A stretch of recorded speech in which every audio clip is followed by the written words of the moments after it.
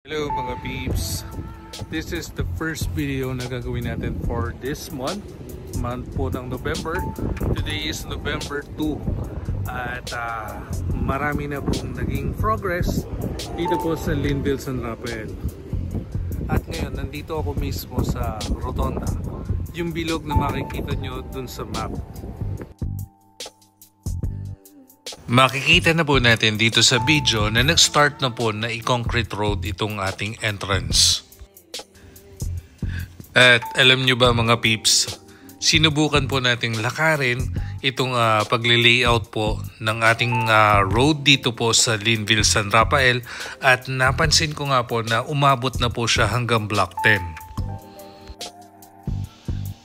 At napansin po natin, from Rotonda going dito sa Block 10, inabot lang po yung walking natin ng about 3 minutes. Napakabagal po nung pagkakalakad ko pa. So most probably, it's more like less than 3 minutes walk from Rotonda going to Block 10. And you can see now na tabing-tabi lang po talaga tayo ng Central Terminal.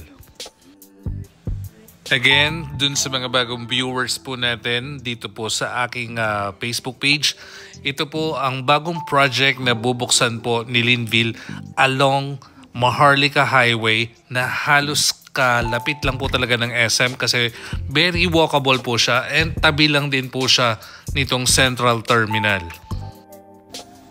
Also, this is the first time na naglagay si Linville sa isang project na iisang model lang po, all single attach.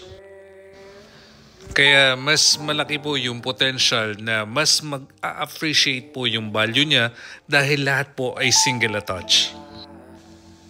And knowing that this project is very prime, kalapit niya lang po itong ating mga commercial establishments such as gasoline station, iyan po yung SM San Pablo, Central Terminal, hospital, and other food chains na nandyan po sa Maharlika Highway. And kung ang pag-uusapan naman po natin itong nagdaan pong bagyo na si Christine at saka si Leon, yan po makikita nyo naman po sa ating video na wala naman po tayong bakas dun sa pagkakadaan po nitong mga bagyo na to.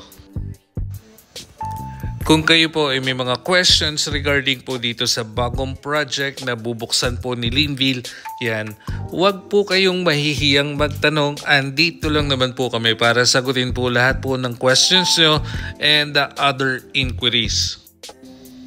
FYI na rin po sa lahat ng mga viewers, ito po yung first time na gagawin po dito sa San Pablo na alu-form technology na po yung way ng construction po ni Linville. Diba sanay po tayo na yung ating bahay kapag kino-construct po, ang binubuhusan lang po natin is yung biga at saka yung poste.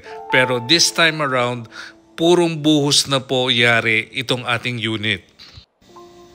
Kaya mas pinatibay na po siya mga peeps. Kung gusto niyo po ng karagdagang information regarding po dito sa alu-form technology, yan, mag-message lang po kayo sa akin. Yung number ko po nandyan lang po sa screen at pwede niyo rin po kaming bisitahin po sa aming office. Located lang po kami sa M. Paulino, corner Rizal Avenue. Tapat lang po kami ng BDO M. Paulino. Para po dun sa mga nag-aabang po ng bagong update ngayong November, ito na po yung latest update po natin dito sa bagong project na bubuksan po ni Linville along San Rafael. Kaya don't be left behind. Mag-message na po kayo kagad sa akin and wag na po kayo mag-second thought dahil sa location pa lang, napakaganda na po niya. So that's it for today's video. My name is Marcus J. Mark Joseph Gigante. Yan. Yung office po namin, pwede nyo po kami i-visit sa M. Paulino, corner Rizal Avenue. Tapat lang po kami ng BDO M. Paulino. Nakakatabi po ng Liceo. So yan. Dito na tayo. Peace out everyone.